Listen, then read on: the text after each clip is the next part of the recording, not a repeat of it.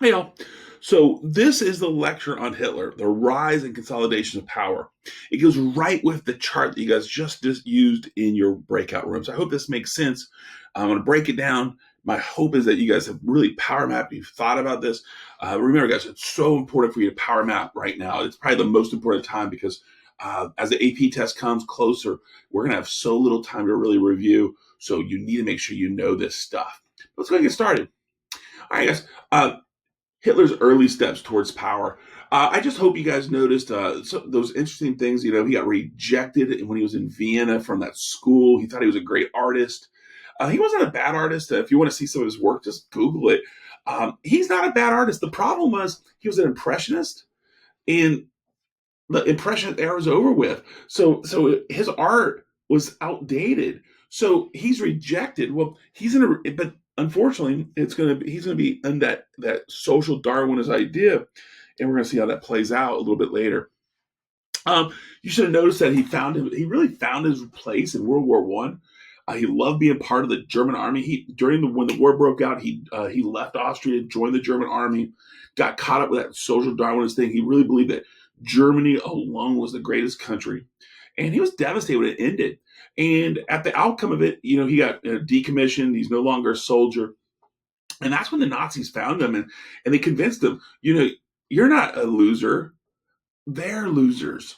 And not sure who they are, but Hitler's like, what do you mean? And he got kind of brought into the Nazi party. By 1923, you guys notice that he leads this Munich beer hall push against the Weimar Republic.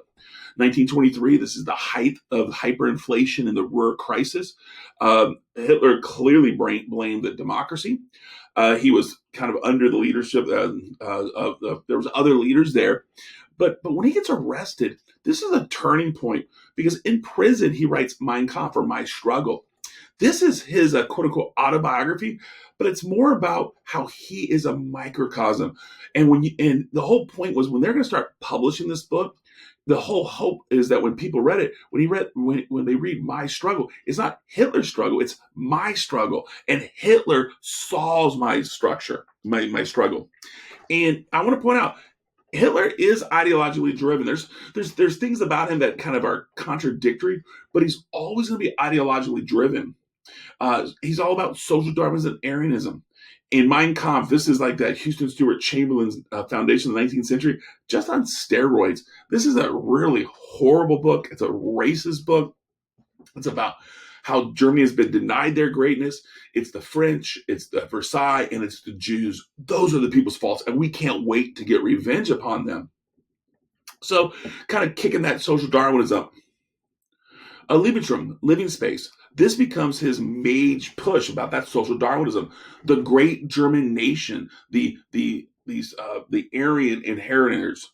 They need to have living space. And I want to point out that's going to be directly focused on Eastern Europe. Remember, according to social Darwinism, Slavs, the Russians, the Poles, those people are subhuman. In his book, he really talks about the restructuring of Eastern Europe and the need for the Germans to take back what's theirs. He also unrolls this Führer principle, or the leadership principle, that really at the outcome, the only way that Germany can be great is under a leader, a singular leader, in which everyone has to be 100% obedient to. And that's kind of where he is. So with that Mein Kampf, My Struggle, by 1925, Hitler's going to emerge as the head of the National Socialists, later known as the Nazis. And he's an over-the-top nationalist. So don't get caught up with that socialist. He's not a socialist. He's not looking to redistribute wealth. He is a over-the-top nationalist, social Darwinist who now is going to really lead the war way. Now, how does he rise power? Well, 1928, 1929, 1930, there's a series of elections in which the Nazis begin to win key parliamentary or Reichstag seats. They become one of the most powerful parties. It's them and the communists that keep on vying. The Germans didn't trust their democracy. That brought them the defeat and humiliation of World War I. And at that moment, you should have noticed in your power map, the Reichstag really was paralyzed, polarized, couldn't really get anything done, in which Brüning had to use a series of executive orders, right? Emergency decrees. And this is Hindenburg here. President Hindenburg, yep, that same Hindenburg from World War I, and he's going to rule almost as a tyrant in 1930, 1931. I think Dr. Spivogel does a great job by stating that really the democracy is really dead at this moment. Hitler promised to the people that he alone would bring greatness back to Germany, not democracy, not the communists, but Hitler. Not even it's Hitler. Hitler is going to embody the greatness of Germany. And in January 1933, Hitler was appointed chancellor. Hindenburg once again hoped, just like Victor Emmanuel did, that the chancellor Brüning here could contain and restrain Hitler's power and ego. So that's kind of where we are, right? So now he's stepping into power. The Weimar Republic is still held together. It's still a democracy. So now what does he do? Well, Hitler seizure of power. Well, going in 1934, on the eve of an election that the communists probably would have won, there's this big Reichstag fire. In reality, no one really knows who started it. I'm totally leaning towards the Nazis, but that's another story. But Hitler clearly blamed the communists. On the eve of election, he stated that this was the first step of a communist revolution, and not shockingly, at the election, the Nazis were the big winners because people feared the spread of communism. And in the heat of this, Hitler gets the Reichstag to pass the Enabling Acts. The Enabling Acts basically suspended the Constitution. You can begin to argue that this is what killed the democracy. It's not quite there yet, but very close. The Enabling Acts outlawed other political parties, ended the election processes, and made the Nazis the singular party. Hindenburg was okay with this because he needed a sense of stability. But the Enabling Acts really is almost the final step, nail in that coffin. On June 30th, 1934, I think Dr. Spivogel does a really good job of describing this without naming it. We always call it the Night of the Long Knives. And this is where Hitler consolidated power in his party. I hope you guys noticed there was a guy named Ernst Röhm who was a leader of the SA. The SA was an independent, the brown shirts that you guys read about. They were the brown shirts, the ones that used political violence for the Nazis to win elections, similar to the black shirts in Italy. But Ernst Röhm was the leftist. He wanted socialism. He wanted a redistribution revolution of money, wealth. He wanted a second revolution. I hope you noticed that really well. Well, this is the moment in which Hitler had Ernst Röhm and all of the leaders of the SA killed. In 1934, now in June 1934, the SA ceased to exist, and they kind of get absorbed in the SS that we'll define a little bit later. But the Night of the Long Knives consolidated Hitler's power of the Nazi Party. With Ernst Röhm gone, there was no chief rival. And in August 1934, Hitler declared himself Der Führer. It was a couple days after Hindenburg's death.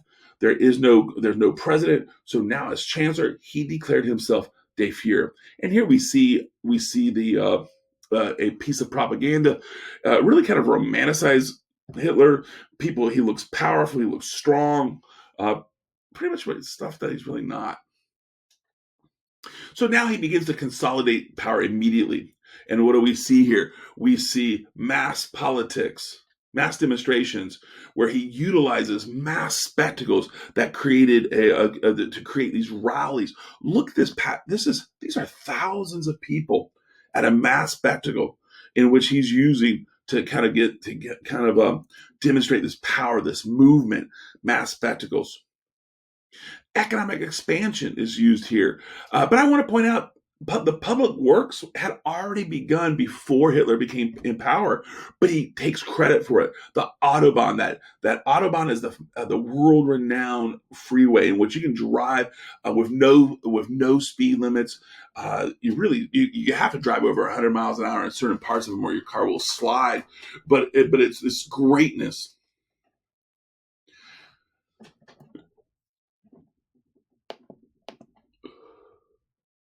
Sorry, I'm not sure why that was there, so I'm going to go fix that.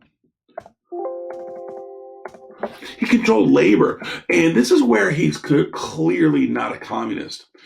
Robert Ley was the head of the German Labor Front, and the German Labor Front forbade strikes. So now the laborers who supported Nazism with this hope of getting power, the German Labor Front actually controlled and reduced the power of the workers. The secret police was used, and this is where Heinrich Himmler and his SS. These guys are going to be both the secret police and public police, but the SS were so organized, and they're going to bring terror. They're going to be the ones that bring terror to people. They're the ones that are going to be identifying enemies of the state and really attack them.